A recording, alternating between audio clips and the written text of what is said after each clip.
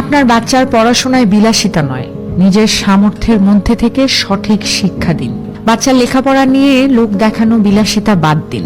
বাচ্চাকে স্কুলে ভর্তি করানোর সময় অনেক বাবা মা ভাবনায় পড়েন কোন স্কুলে দিলে ভবিষ্যৎ উজ্জ্বল হবে।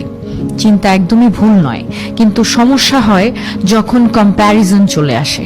আপনার অমুক রিলেটিভ তার সন্তানকে স্কলাস্টিকায় দিয়েছে, তমুক বন্ধু আইএসডি তে দিয়েছে, এবং আপনি চাইছেন আপনার বাচ্চাও সেখানে পড়ুক। এবং এখানেই প্রশ্ন হচ্ছে, আপনার আয়ের রেঞ্জ যদি তাদের মতো না হয়, তাহলে আপনি কিভাবে সেই জীবনধারা মেনটেন করবেন?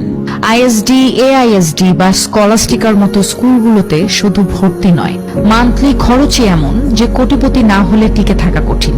আর সেখানে ভর্তি করানোর পর যদি আপনার সন্তান দেখে সহপাঠীরা টিফিনে কন্টিনেন্টাল ফুড আনে, কোটি কোটি টাকার গাড়িতে বাড়ি ফেরে, গ্রীষ্মের ছুটিতে বিদেশে ঘুরে আসে, তখন আপনার সন্তানের মনে হীনমন্যতা তৈরি হবে।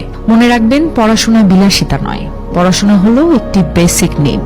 সন্তানকে ভালো শিক্ষা দেবার চেষ্টা করুন, কিন্তু সেটা অবশ্যই নিজের সামর্থ্যের মধ্যে থেকে। আপনার সন্তান যদি শেখার আগ্রহ রাখে, তাহলে তার স্কুলের নাম বা টিউশন ফি নয়, তার অধ্যাবসায়ী একদিন তাকে বড় করবে।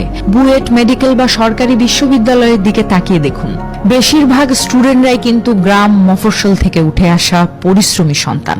কারণ পড়াশোনা কোনো প্রতিযোগিতা নয়, এটা এক যাত্রা। আর সেই যাত্রায় বাবা মায়ের সামর্থ্য ও সন্তানের মানসিক স্বাচ্ছন্দ্য দুটোই সমান গুরুত্বপূর্ণ। আশা করছি আমার এই ভিডিওতে এই প্রজন্মের বাবা মায়েদের যা বোঝানোর চেষ্টা করেছি তা বোঝাতে সক্ষম হয়েছি।